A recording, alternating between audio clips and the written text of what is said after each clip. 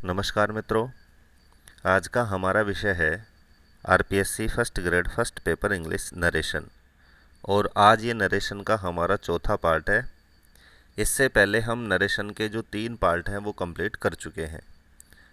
Narration के first part में हमने नरेशन से संबंधित जो जनरल जो जानकारी थी कि इसके कितने भाग होते हैं, किस तरह से वाक्यों में परिवर्तन किया जाता है, समय संबंधी, दूरी संबंधी, टेंस संबंधी, प्रोनाउन संबंधी, जितने भी जो परिवर्तन संबंधी जो जानकारी थी वो हमने इसके फर्स्ट पार्ट में प्राप्त करी थी। दूसरे पार्ट में हमने जो साधारण वाक्यों का डायरेक्ट से इनडायरेक्ट बनाने के जो रूल्स हैं और कंप्लीट जो एक्सरसाइज थी वो हमने इसके दूसरे पार्ट में कंप्लीट करी थी।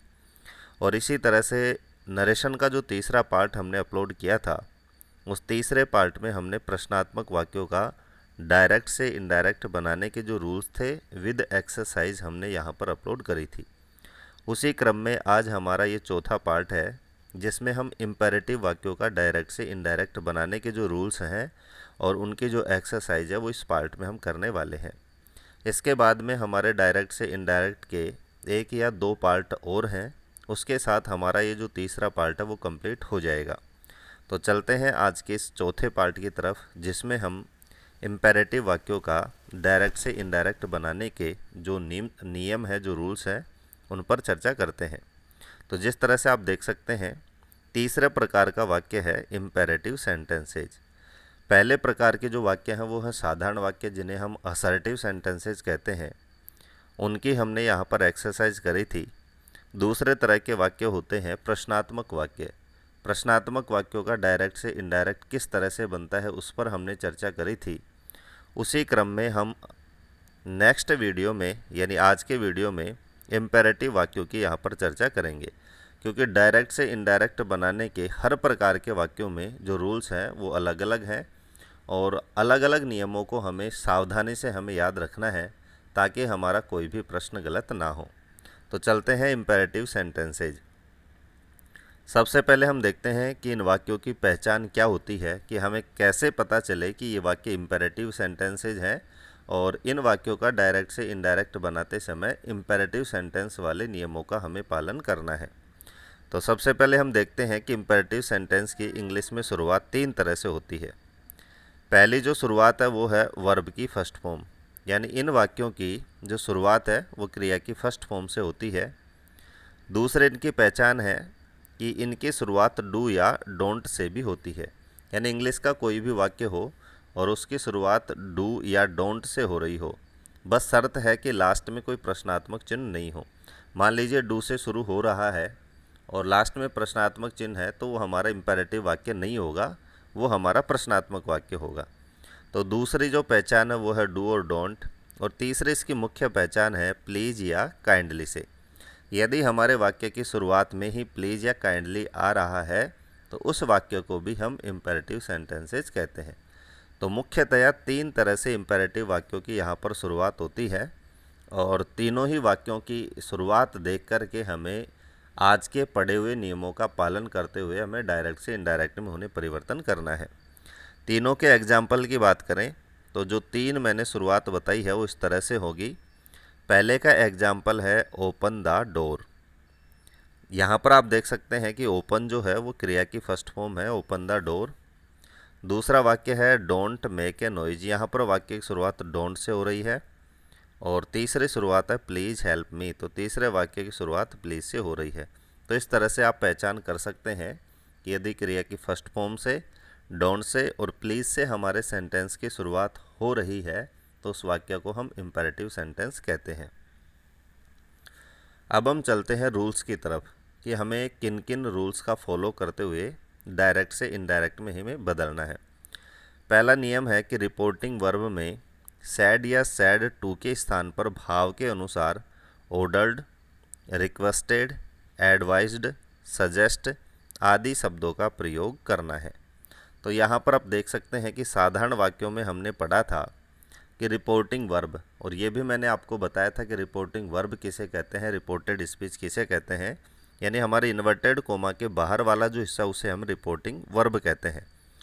तो साधारण वाक्यों में हमें तभी परिवर्तन करना था जब सैड के साथ टू लगकर हमारा ऑब्जेक्ट हो, लेकिन यहाँ पर आपको ध्यान रखना है, इम्पेरेटिव सेंटेंस में चाहे सिंगल सैड हो चाहे सैड टू हो, दोनों को हमें भाव के अनुसार ऑर्डर्ड में, रिक्वेस्टेड में और एडवाइस्ड में बदलना है। अब यहाँ पर भाव का मतलब है कि हमारा जो रिपोर्टेड स्पीच है, यानी इन्वर्टेड कोमा के अंदर वाला जो वाक्य है, उसमें हमें पहचानना है कि यहाँ पर ऑर्डर किया गया है, यहाँ पर रिक्वेस्ट की गई है या फिर यहाँ पर एडवाइस दी गई है। उसी के अनुसार हमें सैड टू के स्थान पर शब्द का प्रयोग करना है। तो सबसे पहला जो रूल्स है वो यही है कि हमें सैड टू के स्थान पर इन तीनों चारों शब्दों में से एक शब्द को हमें वहाँ पर रखना है। नेक्स्ट जो रूल्स हमें फॉलो करना है वो है कंजंक्शन, यानी कनेक्टिव वर्ड के रूप में हमें टू का प्रयोग करना है। साधारण वाक्यों में हमें पढ़ा था कि साधारण वाक्यों के डायरेक्ट से इनडायरेक्ट बनाते समय हमें कनेक्टिव वर्ड दैट का प्रयोग करना होता है। उसी तरह से हमने प्रश्नात्मक वाक्यों में पढ़ा था, यदि हमारे प्रश्नात्मक वाक्य की शुरुआत हेल्पिंग वर्ब से हो रही है तो हमें कनेक्टिव वर्ड इफ़ या वेदर का प्रयोग करना था, और यदि हमारे वाक्य की शुरुआत WH वर्ड से होती है तो हमें सेम WH वर्ड को कनेक्टिव वर्ड के रूप में यूज करना था। लेकिन इम्पेरेटिव वाक्यों में हमें कनेक्टिव वर्ड के रूप में हमें टू का प्रयोग करना है। और यदि हमारे वाक्य की शुरुआत डोंट से हो रही है तो हमें कनेक्टिव वर्ड के पहले नोट का प्रयोग भी करना है, यानी हमारा कनेक्टिव वर्ड हो जाएगा नोट टू। तो इस तरह से आप देख सकते हैं कि यदि हमारे वाक्य की शुरुआत वर्ब की फर्स्ट फॉर्म से है तो हमें टू का प्रयोग करना है, प्लीज से है तो भी हमें टू का प्रयोग करना है। लेकिन यदि हमारे वाक्य की शुरुआत डोंट से है तो हमें नोट टू का प्रयोग वहाँ पर करना है। तीसरे रूल्स की हम बात करें कि टू के बाद हमेशा वर्ब की फर्स्ट फॉर्म का प्रयोग ही होता है, अर्थात हमें रिपोर्टेड स्पीच में प्रेजेंट टेंस को ही रखना है। ये बहुत ही महत्वपूर्ण यहाँ पर नियम है, क्योंकि हमने इससे पहले पढ़ा है कि यदि हमारे रिपोर्टिंग वर्ब में पास्ट टेंस है तो रिपोर्टेड स्पीच के टेंस में भी हमें परिवर्तन करना होता था। वहाँ पर हमने पढ़ा था पिछले वीडियो में, यदि रिपोर्टिंग वर्ब में हमारा पास्ट टेंस है यानी वर्ब की सेकंड फॉर्म है सैड या सैड टू है, तो रिपोर्टेड स्पीच में प्रेजेंट इंडेफिनेट को पास्ट इंडेफिनेट में हम बदलते थे, प्रेजेंट कॉन्टीन्यूस को पास्ट कॉन्टीन्यूस में बदलते थे, इसी तरह दूरी वाले जो शब्द थे उनको भी बदलते थे। लेकिन यहाँ पर हमारा कनेक्टिव वर्ड टू होने की वजह से हमें वर्ब की फर्स्ट फॉर्म का ही प्रयोग करना है, यानी हमें टेंस को यथावत वहाँ पर रखना है। ये हमारा प्रमुख तीसरा नियम था। चौथे नियम की हम बात करते हैं नाउन और प्रोनाउन संबंधी परिवर्तन। साधारण वाक्यों की तरह ही होता है, यानी हमारा जो नाउन प्रोनाउन संबंधी परिवर्तन है वो हमारा सेम रहेगा, जो हमने साधारण वाक्यों में पढ़ा और प्रश्नात्मक वाक्यों में पढ़ा।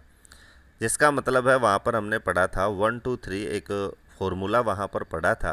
यहाँ पर 1 का मतलब है फर्स्ट पर्सन यदि है हमारे रिपोर्टेड स्पीच में तो उसका परिवर्तन रिपोर्टिंग वर्ब के सब्जेक्ट के अनुसार हमें करना है। रिपोर्टेड स्पीच में यदि सेकंड पर्सन है तो रिपोर्टिंग वर्ब के ऑब्जेक्ट के अनुसार हमें परिवर्तन करना है, और रिपोर्टेड स्पीच में यदि 3 का मतलब है थर्ड पर्सन है तो नो चेंज हमें उसको रखना है।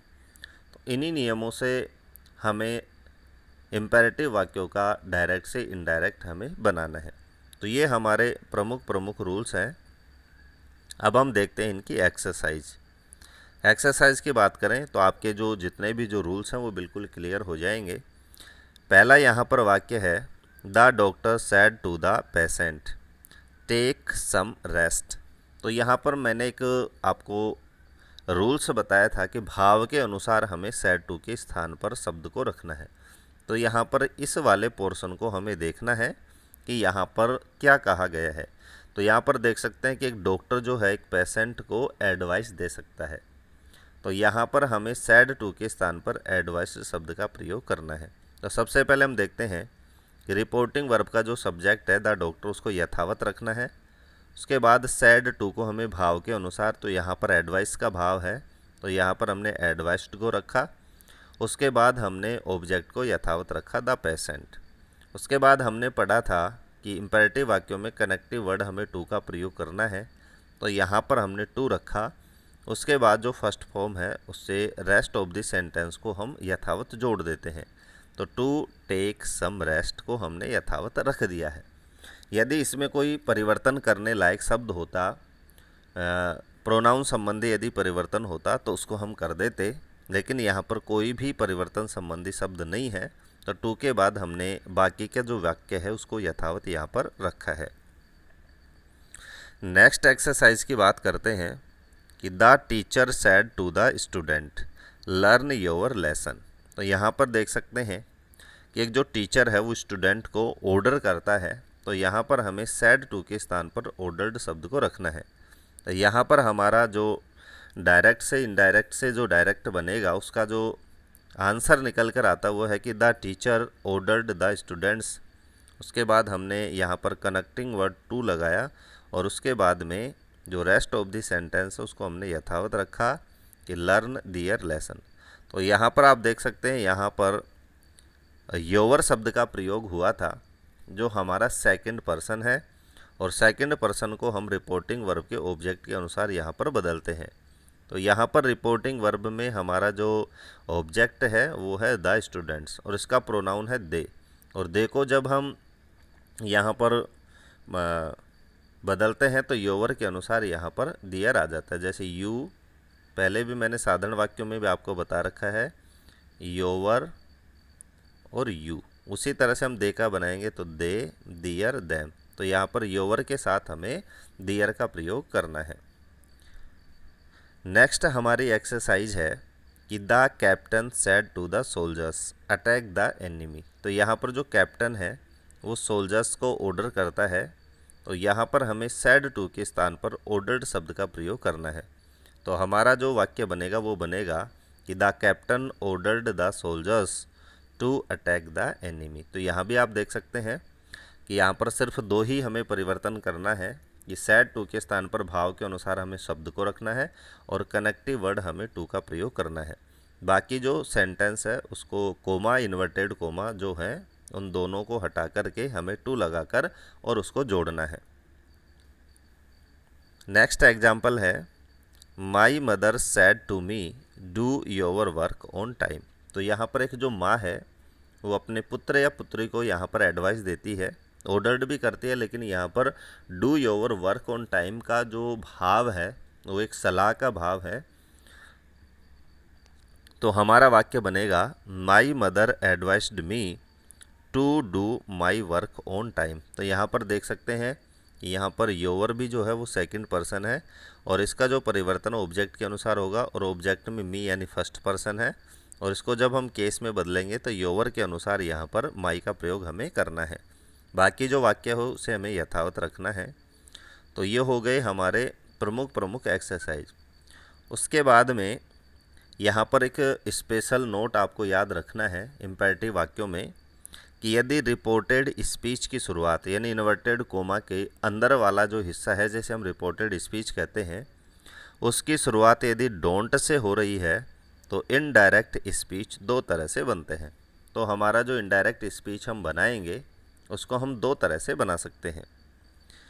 पहला जो तरीका है वो ये है कि डोंट को हटा करके नोट टू का प्रयोग हम कर सकते हैं, जो हम पढ़ ही चुके हैं कि यदि हमारे इम्पेरेटिव वाक्य की शुरुआत डोंट से हो रही है तो हमें कनेक्टिव वर्ड नोट टू का प्रयोग करना है। दूसरा तरीका है कि सैड या सैड टू के स्थान पर हमें फॉरवर्ड शब्द का प्रयोग करना है, और यदि हम यहाँ पर भाव के अनुसार एडवाइस्ड, रिक्वेस्टेड आदि नहीं करते हैं और फॉरवर्ड का प्रयोग करते हैं तो हम कनेक्टिव वर्ड टू का प्रयोग कर सकते हैं। तो यहाँ पर अंतर सिर्फ इतना है कि यदि हम सैड और सैड टू के स्थान पर भाव के अनुसार शब्द का प्रयोग करेंगे तो हमें कनेक्टिव वर्ड नोट टू का प्रयोग करना है, और यदि हम हर स्थिति में फॉरवर्ड का प्रयोग करते हैं तो हमें कनेक्टिव वर्ड सिर्फ टू का प्रयोग करना है। ऐसा क्यों होता है? क्योंकि डोंट एक नेगेटिव वर्ड है और फॉरवर्ड का मतलब भी एक नेगेटिव होता है, तो नेगेटिव होने की वजह से हम वापस नोट टू का प्रयोग नहीं कर सकते। इसीलिए यदि फॉरवर्ड शब्द का हम प्रयोग करते हैं तो केवल हमें वहाँ पर टू का प्रयोग हमें करना है। इसको हम एक्सरसाइज से समझते हैं, एग्जाम्पल से समझते हैं कि he said don't play in the sun, धूप में मत खेलो। तो यहाँ पर आप देख सकते हैं कि पहला जो तरीका है वो फॉरवर्ड से मैंने यहाँ बनाया है कि ही फॉरवर्ड, फिर हमने यहाँ कनेक्टिव वर्ड टू का प्रयोग किया है कि टू प्ले इन द सन। दूसरा जो तरीका है वो है कि ही एडवाइज्ड यहाँ पर हमने भाव के अनुसार शब्द का प्रयोग किया है, तो भाव के अनुसार शब्द का प्रयोग करने पर हमें कनेक्टिव वर्ड नॉट टू का प्रयोग करना है कि he advised not to play in the sun. तो दोनों ही तरीके से आप यहाँ पर बना सकते हैं डोंट वाले शब्द को। नेक्स्ट एक्सरसाइज है कि the teacher said to the student don't make a noise, कि आवाज़ मत करो, शोर मत करो। तो the teacher ordered the students not to make a noise. तो यहाँ पर भाव के अनुसार हमने ऑर्डर्ड शब्द का प्रयोग किया है, तो यहाँ पर कनेक्टिव वर्ड हमने नॉट टू का प्रयोग किया है। बाकी जो सेंटेंस है टू के बाद में वर्ब की फर्स्ट फॉर्म के साथ उसे हम ऐड कर देते हैं। यदि इसी वाक्य को हम फॉरबेड से बनाते हैं कि the teacher forbade the students, तो हमें कनेक्टिव वर्ड ओनली टू का प्रयोग करना है, टू मेक ए नॉइज। तो दोनों ही एक्सरसाइज से आपके क्लियर हो गया होगा। यदि हमारे वाक्य की शुरुआत डोंट से है तो उसे हम दो तरीके से यहाँ पर बना सकते हैं। यहाँ पर एक शब्द और आता है जो भी हमें नेगेटिव मीनिंग कन्वे करता है, और वो है नेवर। तो इसका भी हम देख लेते हैं कि my father said to me never waste time, कि कभी भी समय वेस्ट मत करो, ख़राब मत करो। तो यदि हमारे वाक्य की शुरुआत नेवर शब्द से है तो इसमें हमें क्या करना है, जो कनेक्टिव वर्ड है वो कोमा इन्वर्टेड कोमा की जगह नहीं लगा करके और उसे हमें नेवर के बाद में लगाना है। बस थोड़ा सा परिवर्तन हमें करना है। तो यहाँ पर हम देख सकते हैं इसका आंसर होगा माई फादर एडवाइज्ड मी। भाव के अनुसार हमने यहाँ एडवाइज्ड का प्रयोग किया, उसके बाद में नेवर को हमने पहले लिया, उसके बाद में टू का प्रयोग, फिर जो यहाँ पर वर्ब की फर्स्ट फॉर्म थी उसके बाद में वाक्य को हमने यथावत यहाँ पर जोड़ दिया है। तो ये भी हमें सावधानी बरतनी है कि यदि हमारे वाक्य की शुरुआत नेवर शब्द से हो रही है तो नेवर भी एक नेगेटिव वर्ड है, तो हमें टू का प्रयोग नेवर के बाद में करना है। दूसरा तरीका है कि टू का प्रयोग वर्ब की फर्स्ट फॉर्म से पहले करना है। तो दोनों ही तरीके से याद रख सकते हैं कि नेवर के बाद में या फिर वर्ब की फर्स्ट फॉर्म से पहले। तो यहाँ पर नेगेटिव जो सेंटेंस है, इम्पेरेटिव सेंटेंस, वो भी आपके यहाँ पर बिल्कुल क्लियर हो चुके हैं। नेक्स्ट एक्सरसाइज है कि Rahul said to Mukesh please help me. तो हमने वर्ब की फर्स्ट फॉर्म से शुरू होने वाले वाक्यों की यहाँ पर जानकारी प्राप्त कर ली है। डोंट से बनने वाले शब्द हमने देख लिया है। तीसरा जो हमारा प्रकार है वो है प्लीज़ से शुरू होने वाले वाक्य। तो यदि हमारे वाक्य की शुरुआत, हमारे इम्पेरेटिव सेंटेंस की शुरुआत प्लीज़ से हो रही है तो उसका डायरेक्ट से इनडायरेक्ट हम कैसे बनाते हैं। तो यहाँ पर देख सकते हैं राहुल की जगह हमने राहुल रखा है, सैड टू की जगह रिक्वेस्टेड का प्रयोग हमने किया है। तो यहाँ पर यदि वाक्य की शुरुआत प्लीज से हो रही है तो यहाँ पर हमेशा रिक्वेस्टेड ही आता है, क्योंकि प्लीज जो है उससे हम रिक्वेस्ट ही कर सकते हैं। तो यहाँ पर सैड टू की जगह हमें रिक्वेस्टेड शब्द का प्रयोग करना है। उसके बाद में मुकेश जो ऑब्जेक्ट है उसको यथावत रखना है, कनेक्टिव वर्ड हमें टू जोड़ना है, यहाँ पर हमें प्लीज शब्द को हटाना है। इससे पहले हमें किसी भी चीज़ को नहीं हटाते थे, केवल डोंट वाले में डोंट को हटाकर नोट टू का प्रयोग करते थे। ठीक उसी तरह से यहाँ पर सैड टू की जगह रिक्वेस्टेड आने की वजह से हमें प्लीज़ शब्द को यहाँ से हटाना है। बाकी जो नियम है वो पूर्ववत रहेंगे कि टू लगाकर जो वर्ब की फर्स्ट फॉर्म के बाद वाला हिस्सा उसको हम जोड़ देते हैं, टू हेल्प हिम। तो यहाँ पर मी फर्स्ट फॉर्म थी, नो फर्स्ट पर्सन था। इसका जो परिवर्तन होगा रिपोर्टिंग वर्ब के सब्जेक्ट के अनुसार होता है, और रिपोर्टिंग वर्ब के सब्जेक्ट में यहाँ पर राहुल है, राहुल का प्रोनाउन ही होगा और ही को हम हिम में यहाँ पर बदल देते हैं। नेक्स्ट एक्सरसाइज है कि the student said to the teacher kindly check my homework. तो यहाँ पर आप देख सकते हैं कि मैंने आपको बताया था प्लीज़ या काइंडली दोनों ही शब्दों से वाक्य की शुरुआत हो सकती है। और दूसरा यहाँ पर भाव भी है कि एक स्टूडेंट टीचर से रिक्वेस्ट करता है कि the student requested the teacher to check his homework. तो यहाँ देख सकते हैं कि जिस तरह से हमने प्लीज़ को हटाया था उसी तरह से काइंडली शब्द को भी हटाना है, और उसके बाद में कनेक्टिव वर्ड टू लगा करके वर्ब की फर्स्ट फॉर्म चेक लगाया। यहाँ पर माई फर्स्ट फॉर्म है, इसका परिवर्तन सब्जेक्ट के अनुसार होगा, और सब्जेक्ट का प्रोनाउन है ही को हम बदलेंगे तो वो बदल जाएगा हिज। उसके बाद में होमवर्क को हमने यहाँ पर यथावत रखा है। तो इसी के साथ आज हमने इम्पेरेटिव सेंटेंस जो है विद नियम विद एक्सरसाइज हमने यहाँ पर कंप्लीट किए हैं।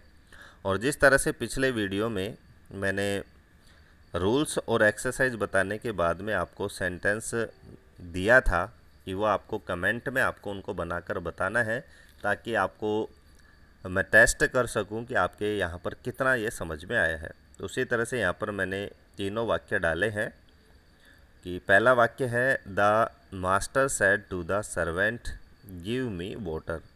इस वाक्य को आपको कमेंट में बताना है। दूसरा है the beggar said to the women please give me some food. और तीसरा जो प्रश्न है वो है my brother said to me don't touch the electric wire. यहाँ पर टच शब्द आपको और जोड़ना है डोंट के बाद में, TOUCH। इन तीनों सेंटेंस को आपको कमेंट बॉक्स में बनाकर बताना है, ताकि हम आपस में पहले की तरह जुड़ सकें। ये जो वीडियो है वो सभी को पता है बहुत ही लंबे समय के बाद में अपलोड किया गया है, और आगे से प्रयास होगा कि इंग्लिश के वीडियो के साथ साथ जो हमारा जीके का पोर्शन है उसके भी हम ज़्यादा से ज़्यादा वीडियो अपलोड करें। एक दिन में कम से कम 2 या 3 वीडियो में अपलोड करने का प्रयास करूँगा। किसी निजी कार्यवश अति व्यस्त होने के कारण पिछले बहुत दिनों से इस चैनल पर वीडियो अपलोड नहीं किए गए थे, और आपका एग्ज़ाम भी बहुत नज़दीक है, डेट भी घोषित हो चुकी है, केवल विस्तृत जो टाइम टेबल है वो आना बाकी है। अक्टूबर के प्रथम सप्ताह में आपका टाइम टेबल रखा गया है। सभी को परीक्षा की शुभकामनाएं। और आज का वीडियो आपको कैसा लगा कमेंट बॉक्स में कमेंट करके अवश्य बताएं, ताकि मुझे पता चल सके कि अब तक मेरे चैनल से आप कितने लोग जुड़े हुए हो। आज के वीडियो को लास्ट तक देखने के लिए धन्यवाद।